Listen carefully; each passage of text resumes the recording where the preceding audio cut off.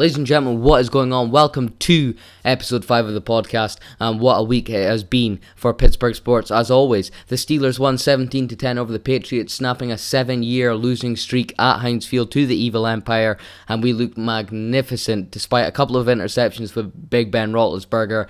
And it's been another huge week for the Steelers as they keep their playoff hopes alive with the Baltimore Ravens chasing them down, as always. As well as that, we're going to be discussing the Pittsburgh Penguins and their last 4 games since the recording of the podcast. And we're going to round things off with the Pittsburgh Pirates and their latest trades during the Las Vegas winter meetings. But let's start with the Pittsburgh Steelers.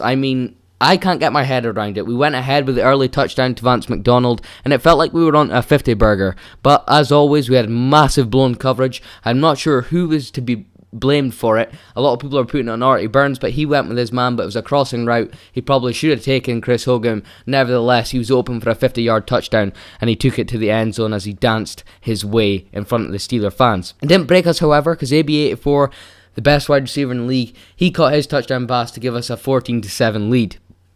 And then we got in position to score a field goal, but Boswell, as of late, has been a guy who's missed a lot of field goals, and this, no different. He missed his 32-yard field goal 8 minutes into the third quarter, and his career in black and yellow really did seem to be in demise. It really did think that it was all going to come to an end. I didn't think he was going to last, but nevertheless, we come back with a 48-yarder, and he puts it straight through the fucking uprights.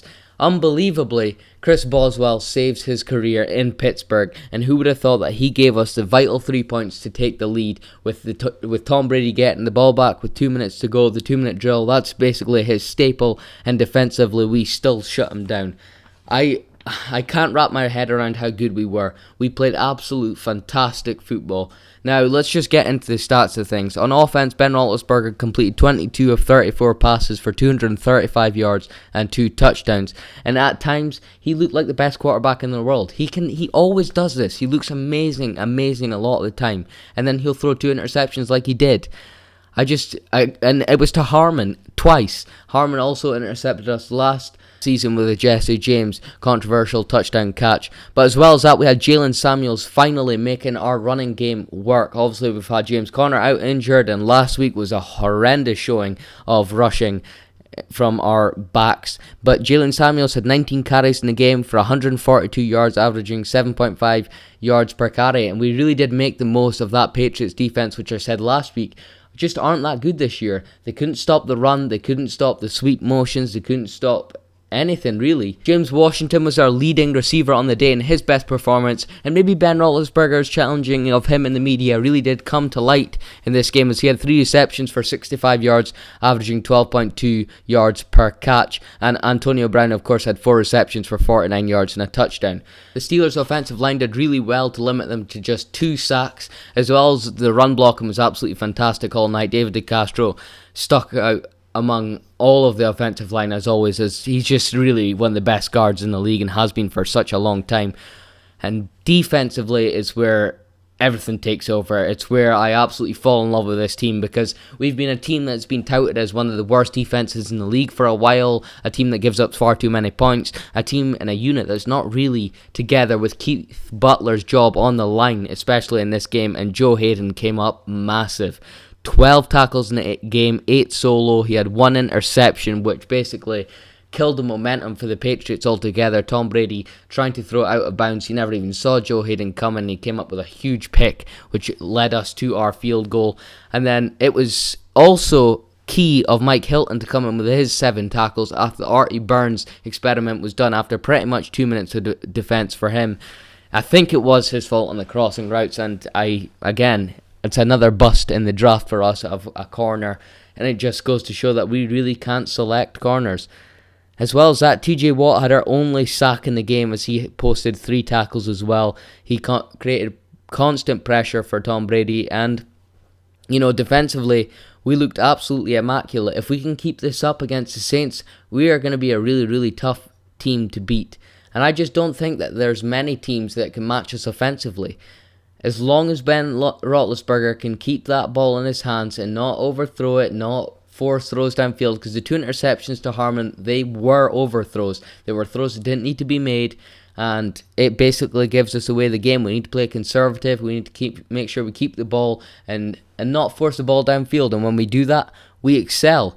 Jalen Samuels just is another guy who I really, really, really admired for the way he performed in the game, because he finally took over at the position at running back and made sure that it was his position to keep.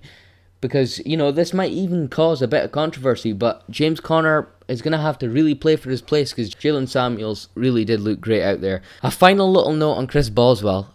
When he missed that field goal, that made it his 10th of the season, which made for 58.8% of his field goals converted on. And no team has finished below 60% since the 2000 Bengals, which went 12 of 21. It's a worrying statistic, to be honest with you. And I'm Chris Boswell's biggest supporter. I really am. I do love the guy, and I don't want to see him go. I think with that 48-yard field goal, he should keep his position in the team. He definitely deserves it, in my opinion. I think he's a great kicker, as evidenced last year. But his confidence and his mentality is just not there. He seems to have lost his way completely. And I don't know how much longer we can risk keeping him on here.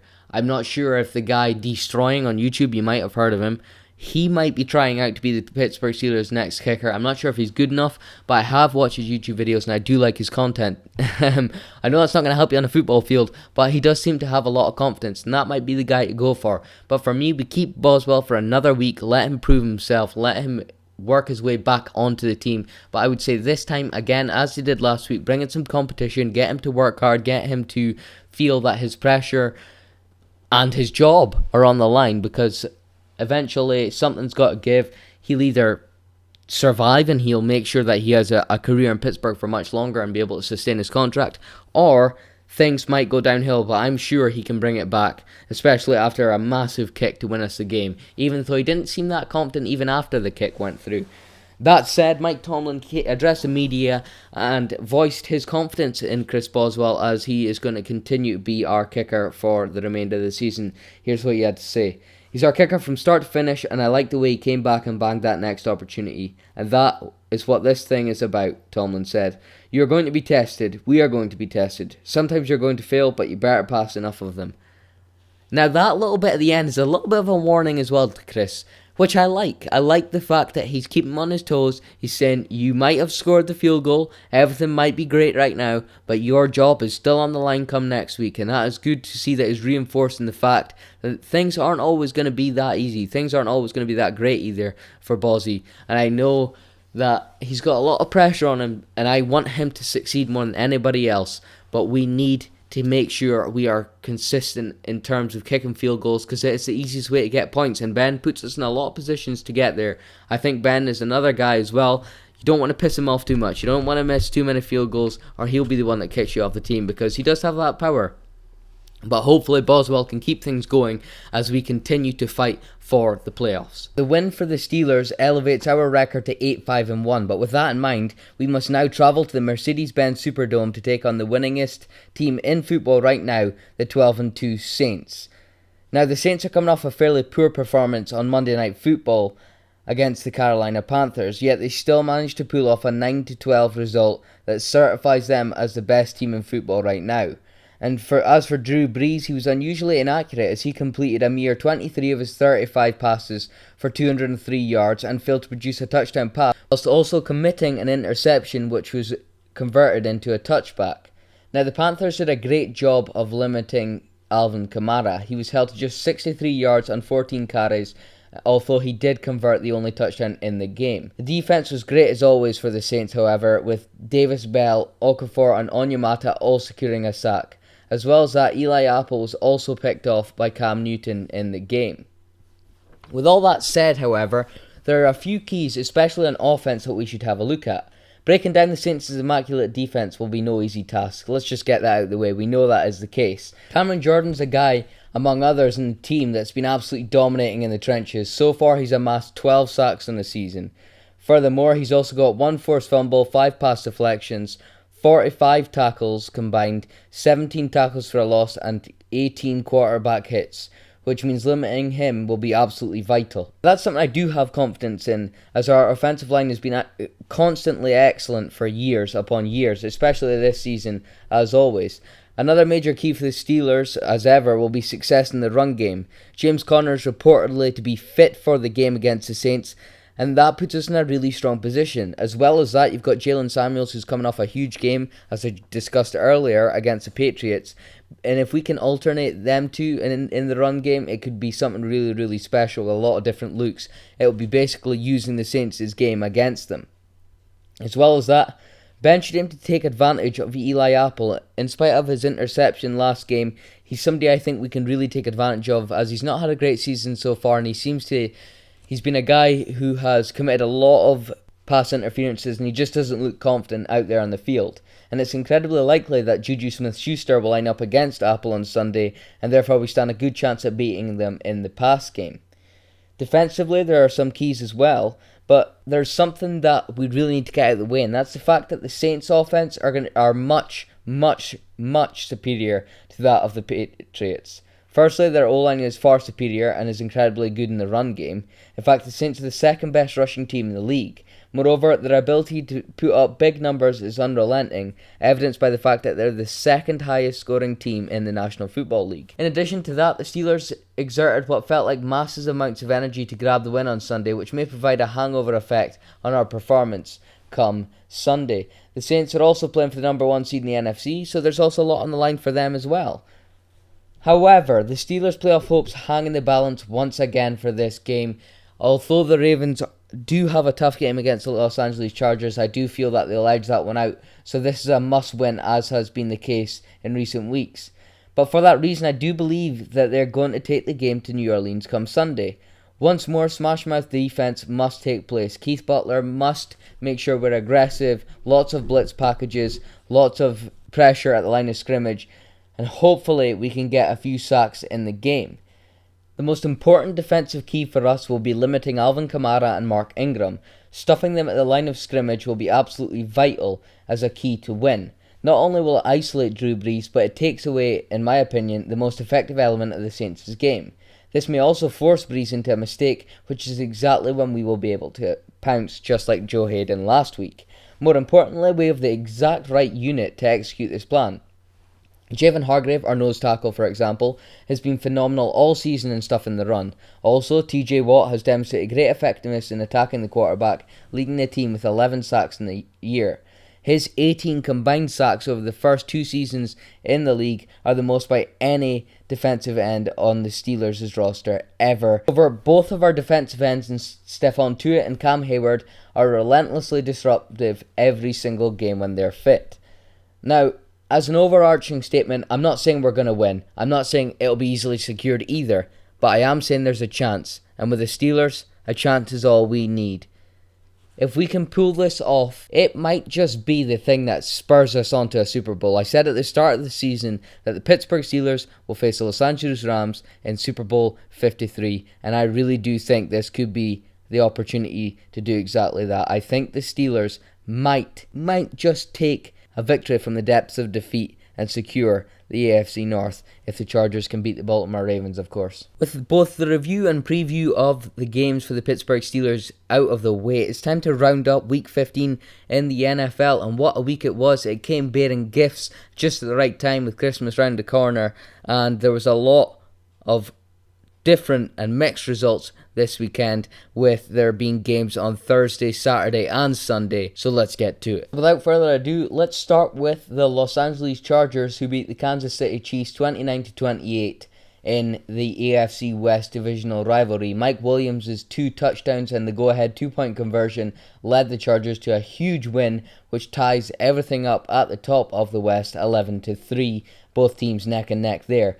The Browns beat the Broncos 17-16 on Saturday Night Football as Baker Mayfield threw for 188 yards and 2 touchdowns in the game. Defensively, they were dominant, with there being 2 interceptions. TJ Carey and Jabril Peppers got those. As well as that, Bengals beat the Raiders in our other AFC North divisional rival. They are also our Week 17 opponents, and the Bengals looked average, to be honest with you. Jeff Driscoll at quarterback isn't all that great. He had 1 interception and 1 touchdown, 136-yard passing. But Joe Mixon carried the team, as he does quite a lot when they get a W, with 27 rushes for 129 yards and 2 touchdowns of his own. The Indianapolis Colts shut out the hungover Cowboys, who've obviously had a few good results go their way in recent weeks. The Cowboys absolutely crushed, and it was just a defensive masterclass. And the Colts decided to run up the score 23-0. Ravens, who I alluded to earlier, as they're catching up with us, won 20-12 over the Bucks in front of a barely even half-full M&T Bank Stadium. There's really no excuses for that, especially with them being in the playoff contention. The Ravens snatched the victory over the Bucks, and they now move to 8-6 as they continue to pursue us at the top of the AFC North. The Bears, they won 24-17 over the Green Bay Packers, and they clinched the NFC North at Soldier Field against their heated divisional rivalries and one of the oldest rivalries in all of football, and it marked their first ever time to win the divisional crown since 2010. Mitchell Trubisky threw for 20 passes for 235 yards and 2 touchdowns, bouncing back from a horrendous week against the Rams last week, despite the Bears winning 15-6. That, for me, is an absolutely phenomenal result for the Bears because, of course, things haven't been going great for the Packers. We all know that. We all know Aaron Rodgers is having a season he'd like to forget. But for the Bears to do it against the Packers, it must be really, really sweet for those fans. And I'm really happy as the NFC North cover writer for 99 yards. As well as that, the Eagles won 30-23. Big Dick Nick returned to the helm of the team and led the Eagles to a huge victory over the Rams. And it keeps their playoff hopes alive at 7-7. Now, they don't have that great of a chance, but they are still alive and fighting at 7-7 on the season. As well as that, you've got a few more in the best of the rest section, with the 49ers taking it to overtime against the Seahawks 26-23. Richard Sherman got the game ball in a revenge game against his old team. The Titans won 17-0 in a shutout against New York Giants again, in probably less than a quarter full MetLife Stadium. The Redskins 16-13 over the Jaguars. Josh Johnson came back to win it for the Redskins. The Buffalo Bills 14-13 over the Lions. The Lions this year have been absolutely disastrous. I'm not sure if this is the end of Matthew Stafford's reign at the helm of the team. We will soon find out, but Detroit right now are one of the worst teams in the league, in my opinion. The Vikings 41-17 against the Dolphins. Coming off of the Miami Miracle for the Dolphins against the Patriots, they are now participating in an event called the Mauling in Minnesota, and that's exactly what happened. They let the run game loose after the sacking of John DeFilippo, and they looked really, really dangerous against the Dolphins, even though they gave up a few points they probably shouldn't have. And there was a lot of sacks in that game. 9, I believe, was the final total. The Falcons 40-14 over the Cardinals. Not much to speak of there. Matt Ryan's having a good season statistically, but he hasn't been able to lead the Falcons to that many victories this season. Finally, the last result of the week, which is also a Saturday night game, was the Texans winning 29-22 over the New York Jets. Sam Darnold looked great in the game. Deshaun Watson also. It was really a great game of football. I did miss it because I was at work, but I watched the highlights and everything. It was a really great game of football. And yeah, if you watched that, you were treated to a good display. But now it's time for a bit of NHL action. And the Pittsburgh Penguins, as I said earlier, had 4 games from the last recording of the podcast. And it started off with a game against the Chicago Blackhawks, who have been in turmoil as of late. But the Blackhawks still pulled out the victory 6-3. Now, Casey DeSmith did concede 4 goals, whilst the Hawks also capitalised on the empty net twice. Corey Crawford saved 40 of 43 in the game for the Blackhawks. And really, the Penguins should have won on paper. The Hawks snapped a 3-game losing streak, however, and only 3 wins in 21 games could signal the end of an era for the Blackhawks, who have been in decline for some time. The Pens, we just can't seem to beat the Hawks for some reason, and just a horrific defensive showing from the Pens, to be honest with you. The Hawks improved to 10-18-5 on the season, but the scorers for the Hawks were Jonathan Toews, Marcus Kruger, Andreas Martinson, Brandon Saad, Brent Seabrook, and Alex DeBrincat. Whereas for the Penguins, Brian Rust got all 3 goals for them.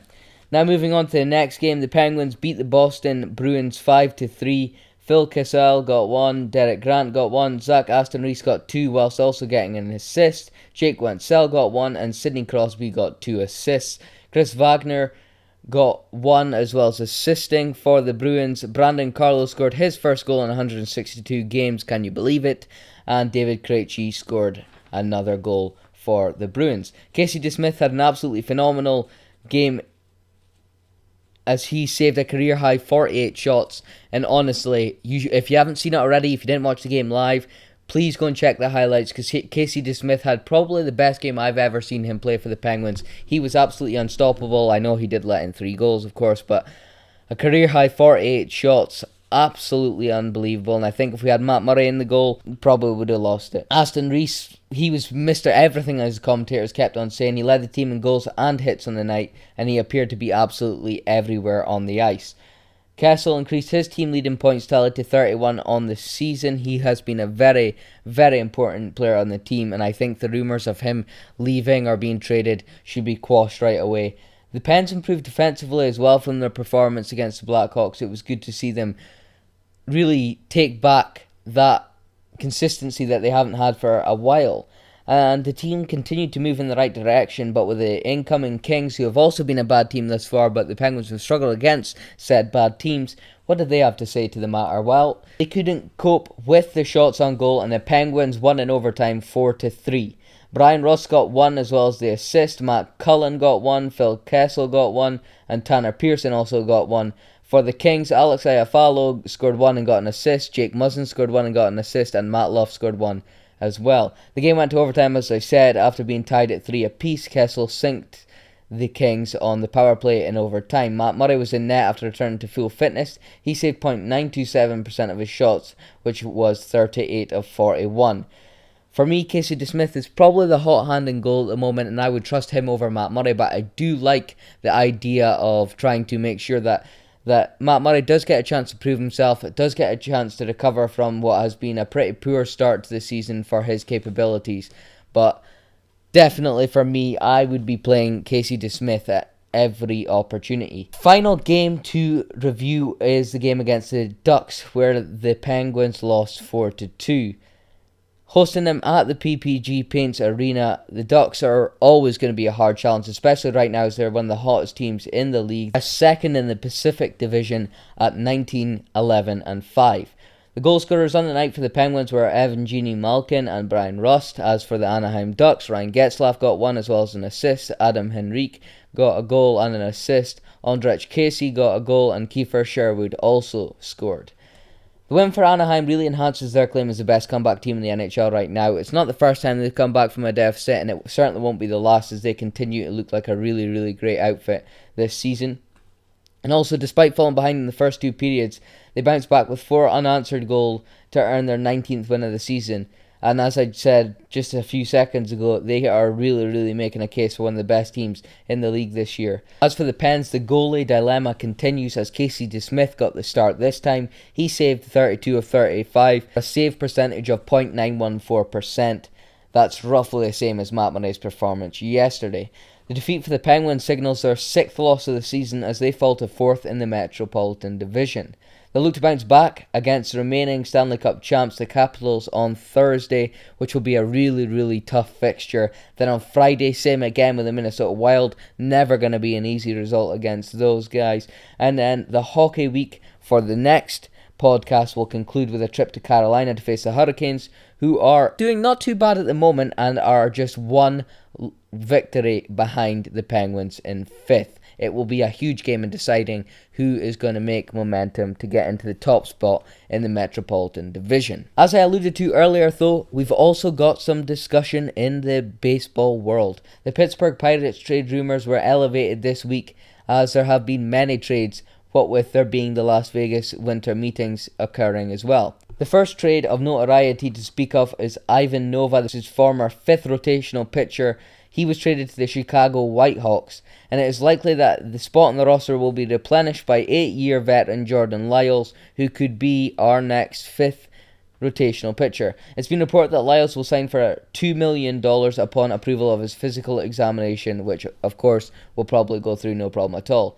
The Pirates also signed 7-year vet Ronnie Chisenhall on a 1-year deal estimated to be worth $2.75 million. And then finally, Eric Gonzalez joined the Bucks along with minor leaguers Tanaj Thomas and Dante Mendoza in exchange for Max Moroff and Jordan Luplo. The Pirates continue to build for their season. Although they don't have many stars of notoriety on the team, they do have many great prospects, including Mitch Keller, who I will be documenting in next week's episode as I do a delve into his career and what he can provide for the Pittsburgh Pirates. As for this week though, folks, that is all. I do hope you've enjoyed. I hope you enjoyed the interview that I had with Dan Yost earlier in the week, where we discussed everything Steel Army related and Pittsburgh Riverhounds, as well as discussing the US Soccer League and how soccer is growing in the United States of America. But as always, if you have enjoyed, please like the video, subscribe if you haven't already. You can also check us out on Twitter at the PitPod. Keep an eye out for all the Pittsburgh sports fixtures. Most importantly, the Steelers need to get a win against the Saints this Sunday. I'm confident that they will, and I hope Chris Boswell kicks us the game-winning field goal. But Jensberg, I love you. Keep it real. See you guys next week.